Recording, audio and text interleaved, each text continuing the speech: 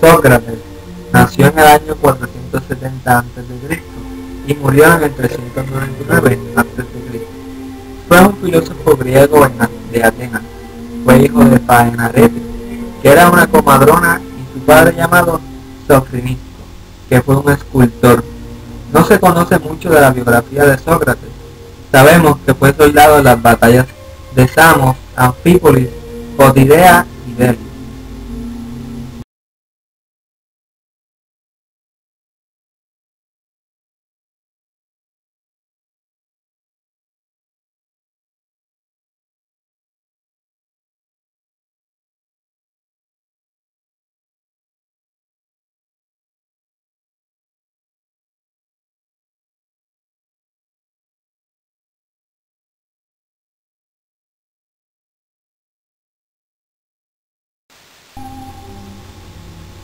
En un momento dado fue acusado de corromper la juventud, negar la asistencia de los dioses de la ciudad, obrar contra sus leyes de manera que lo encarcelaron, y pocas semanas después le fue ordenado beber un veneno para enfermos terminales. Se dice que este murió a los 70 años de edad. Por último, Sócrates fue el maestro de Platón, quien fue un gran filósofo también.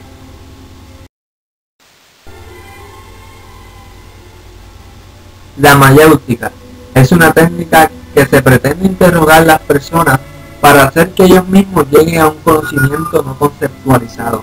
En otras palabras, es llevar a esa persona a que llegue a iluminar la verdad, a descubrir esa verdad por sí mismo como algo que ya está en su alma guardada, a través de un interrogatorio, de modo que al final fuera posible reconocer si las opiniones iniciales de su interlocutor era una apariencia engañosa o un verdadero conocimiento. Un dato muy interesante es que la palabra mayéutica quiere decir en origen el arte de las comadronas de dar a luz a las parturientas. Entonces, como mencioné al principio de mi escrito, la madre de Sócrates fue comadrona, de manera que esto tiene una analogía muy valiosa e interesante, la cual es la siguiente. Las comadronas ayudan a dar a luz a los hijos que ellas no han engendrado. De la misma forma, Sócrates interrogaba a sus interlocutores, dar a luz ideas que afirma no proceden de él, sino que residían en la mente de aquellos, pese a que ellos mismos desconocen su existencia.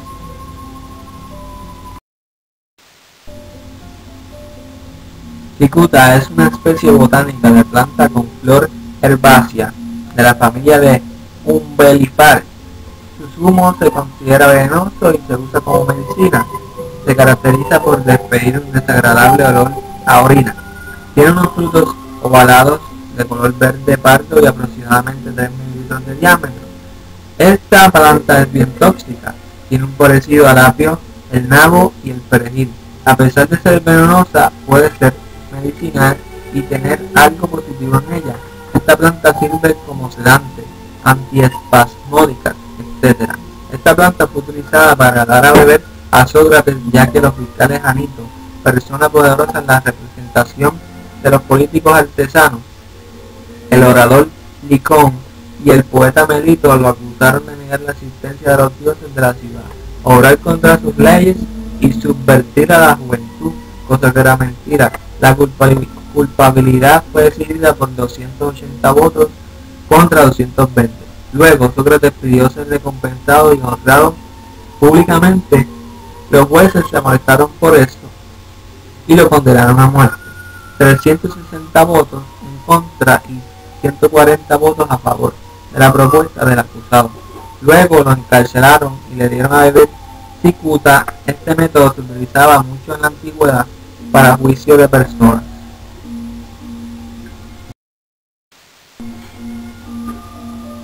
Como ya todos sabemos, este juicio se dio ya que fue injustamente bajo el cargo de corromper a los jóvenes y falta de creencia en los dioses ancestrales.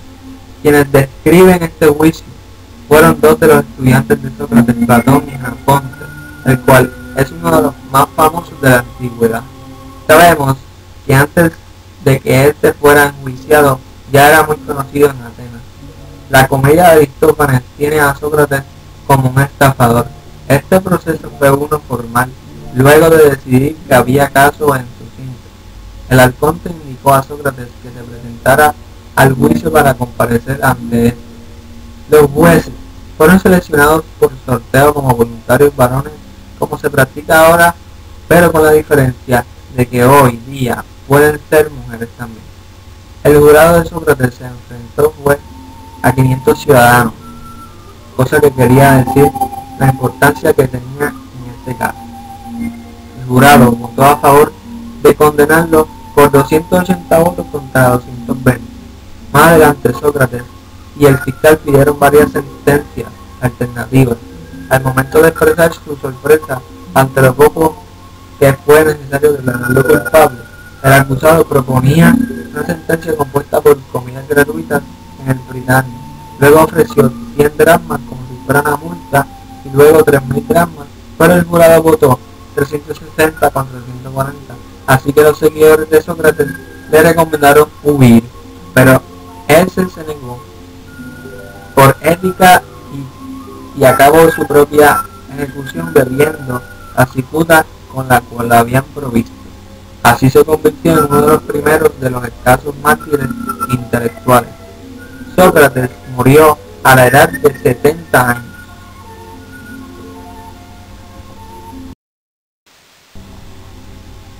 La virtud es una cualidad muy deseable por muchas personas, ya que con ella se llega al bien, y siendo personas con virtud podemos llegar al bien. La virtud no es obtenida con privaciones ni sacrificios rituales, es la práctica continua de la reflexión racional sobre los actos propios.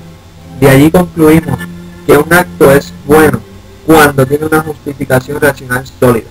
Tenemos que toda justificación racional es válida universalmente, al ser las justificaciones éticas, producto de la razón, coinciden con las características del conocimiento, validez y la universalidad.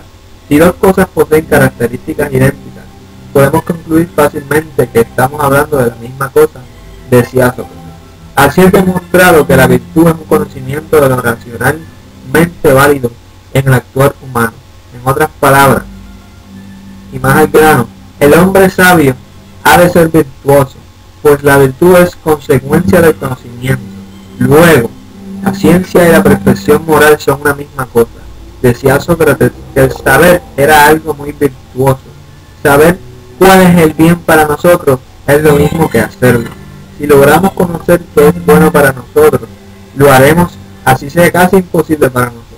Un acto virtuoso para Sócrates es un acto conducido por la razón, y no uno místico, ni de privaciones, ni castigos religiosos. Señala explicando por qué los siguientes casos son virtuosos. Se puede establecer una relación desde el punto de vista que Sócrates se comportó en su juicio de una manera virtuosa, aunque conocía y sabía de su posible futuro, ya que él pudo tener en cuenta para su defensa el aplicar todo su conocimiento como un hombre virtuoso sin llegar al punto de autodominarse sabio.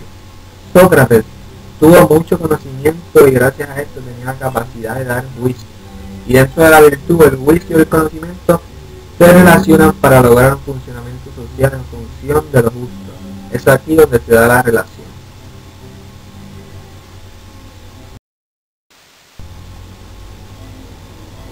La ignorancia para Sócrates consistía en aquella persona que pretendía hablar de improviso sobre todo, sin saber nada. Sin embargo, él sostenía que jamás termina el aprendizaje hacia el conocimiento absoluto.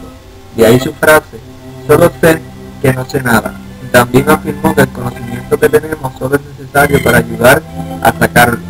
Esto se compara con su madre, la cual era partera. Ambos solo ayudaban a dar a luz. Dialéctica es para Sócrates el método contundente para disputar con los sofistas. Confesaba su propia ignorancia. Él los escuchaba, notaba sus puntos y bueno, los llevaba hacia su propia ignorancia.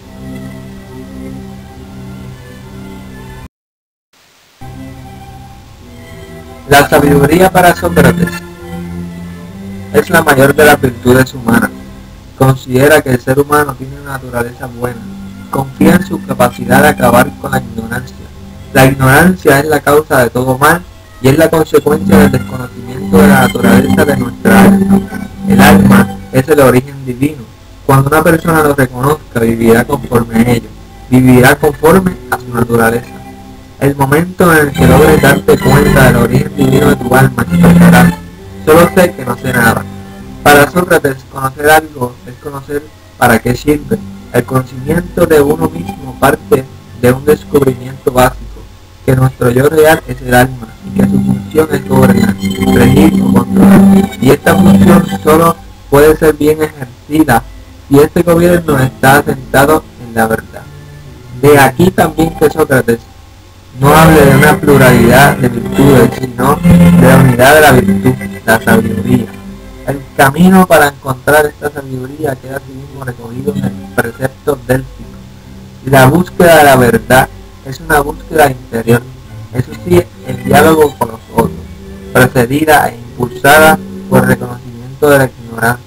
La grandeza filosófica de Sócrates reside, entre otras cosas, en su descubrimiento de este yo real del hombre, que debe gobernar en nosotros, y de una moral de aspiración espiritual que ocupe el lugar de la moral entonces imperante, basada en la coacción social.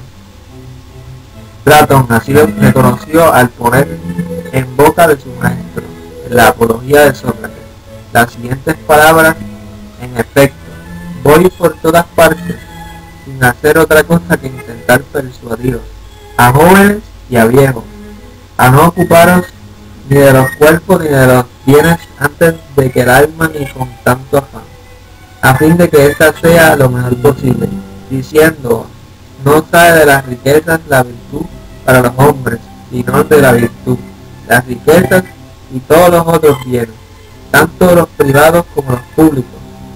Si corrompo a los jóvenes al decir tales palabras, estas serían dañinas. Pero si alguien afirma que yo digo otras cosas, no dice verdad. A esto yo añadiría: atenienses, haced caso o no a Anito, dejadme o no en libertad, en la idea de que no voy a hacer otra cosa aunque hubiera de morir 1000 muertes.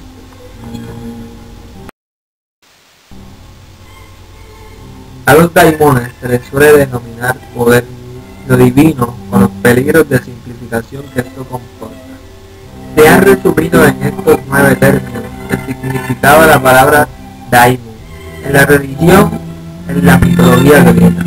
El término se designa en segunda acepción a las almas divinizadas de antepasados humanos que desde su situación de perfección y bienaventuranza ejercen sobre el mundo de los hombres una función de protección. El término designa en tercer lugar a seres divinos y semidivinos, intermediarios entre los dioses superiores, los hombres y mensajeros de los primeros. El Eros descrito en el banquete de Platón sería uno de esos seres mediadores.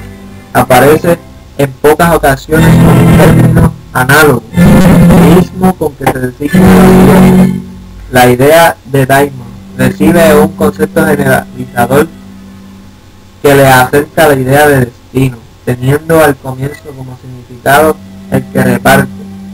Los daimones fueron espíritus de la condición humana, las personificaciones de estados diversos de existencia, emociones, acciones y la moralidad. Los daimones de moralidad estaban divididos en ágatos, que era el bien o las virtudes, el caco, que era el mal o los vicios, daimones de acción humana y condición fuera de modo semejante, clasificado como ágatos, lo favorable, lo bueno, o caco, lo malo. Con la palabra daimon se designaban a veces energías inferiores que actuaban en el hombre como lo hace el daimon según Sócrates. Ya se le entienda como una especie de voz de la conciencia o como la sumisión de la voluntad del Dios que actúa en la vida del filósofo como contrapeso de otras inclinaciones o tendencias. El daimon puede ser en ocasiones la personificación de una fuerza tónica de carácter benévolo. Los daimones se designaban a veces unas fuerzas que rigen los elementos naturales y hacen que el mundo humano sea un mundo habitado por lo sobrenatural. En este sentido digo Heráclito, que todo está lleno de ánimas, y daimones, y los pitagóricos, que el aire está lleno de ánimas, eso que llamamos daimones, héroes, etc.